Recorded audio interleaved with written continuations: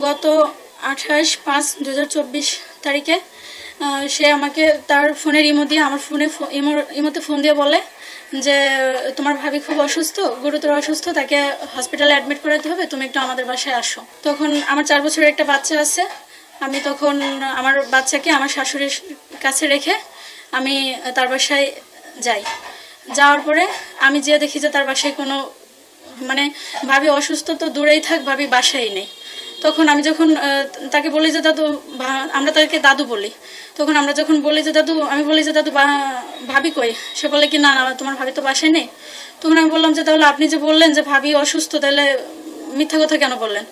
তখন সে তার ফ্ল্যাটের দরজা লক করে দেয়। দরজা লক করে দেওয়ার পরে তার অঙ্গভঙ্গিতে আমি অন্যরকম একটা আচরণ বুঝতে পারি।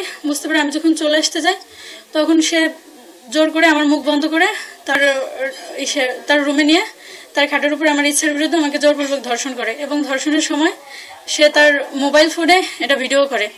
ভিডিও করার পরে সে আমাকে বলে যে তুমি যদি কাউকে বলো তাহলে মান সম্মান তোমারই যাবে, আর তোমার ফ্যামিলির লোক আমাকে অনেক বেশি সম্মান করে, আমি যদি বলি তাহলে এটাই বিশ্বাস করবে, তোমার কথা কেউই বিশ্বাস করবে না।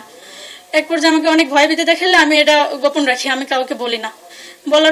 বললে তারপরে আমি চলে আসি। আসার পরে সে আবার তার পরের মাসের 9/6/2024 তারিখে সে আমাকে হঠাৎ আবার ফোন দেয়, ইমো দিয়ে, আমার ইমোতে ফোন দিয়ে বলে কি যে তুমি এখনই আমার বাসায় এসে দেখা করবা।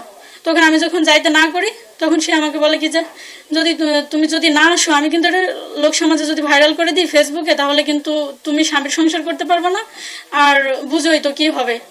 ভয়ে তারপরে আমি কিছু বুঝতে না পারি আমি আবারও তার বাসায় যাই।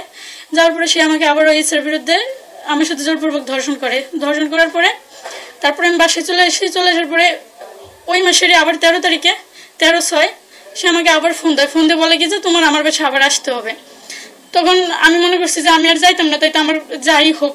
তখন আমি বলছি কি দাদু, আমি আর আপনার কাছে যাইতাম না, আপনি যা করবেন করেন, আমি আর এর মধ্যে নাই। যা এখন হবে তাই একটু পরে, যা কিছুদিন পরে হবে তাই এখন হোক, তাতে আমার কোনো সমস্যা নেই।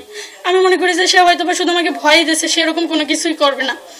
তখন সে রাগের চোটে আমি যখন তার কাছে যাইনি, তখন সে রাগের বসে আমার হাজব্যান্ডে 19/24 তারিখ সে আমাকে 18 তারিখ পর্যন্ত রিকোয়েস্ট করতে থাকে। আমি যখন যাই না, তারপরে আমি ওই সিম কার্ড চেঞ্জ করে ফেলা, ওই ইমো বাদ দিয়ে দিই। তখন সে 24 তারিখে আমার স্বামীর কাছে ফোন দিয়ে বলে যে তোর বউ ভালো না, তোর বউ চরিত্রহীন না, তোর বউ রাখিস না, তোর বউকে তুই ছেড়ে দে। এগুলো বললে আমার শাশুড়ির কাছে যে বলে, বাসায় যে বলার পরে তারপরে আমার হাজব্যান্ড আমাকে যখন জিজ্ঞাসা করে, তখন আমি আমার হাজব্যান্ডে বলি যে দাদু তো আমার সাথে এরকম কিছু করছে। করার পরে দাদুই আমার মানা করছে যে তুমি বললে তোমার মান সম্মান যাবে, এখন দাদুই কেন আবার এরকম করলো। করার পরে আমার স্বামী তাকে আবার যখন ফোন দিয়ে বলে যে দাদু আপনি তো এরকম করছেন, তাহলে আপনি কেন আবার আমার বউয়ের বিষয়ে আমাকে এরকম বললেন? তখন বলে কি যা করছি, তুই নরিমান মুন্সির ছেলে, তুই কি করতে পারবি, তুই যা করার কর, এরকম যখন বলার পরে তারপরে আমি বাধ্য হয়ে আমি এসে যাই, সদর থানায় যাই মামলা করার জন্য। মামলা করে গেলে ওসি স্যার আমার মামলা প্রথমে বলে যে কাল নিব এরকম বলে 3-4 দিন আমাকে ঘোরানোর পরে আমার মামলা নেয় না। পরে আমরা জানতে পারছি গোপন সূত্রে যে তার ভাই একজন ঊর্ধ্বতন কর্মকর্তা, এডিশনাল এসপি শাহিদুল ইসলাম রুবেল, এবং তার আরেক ভাই এনএসআই তে জব করে রাসেল মুন্সি, তাদের সেই মামলা থানায় নেয়নি। তারপরে আমরা কোর্টে মামলা করার পরে মামলা পিবিআইতে তদন্ত দিছে।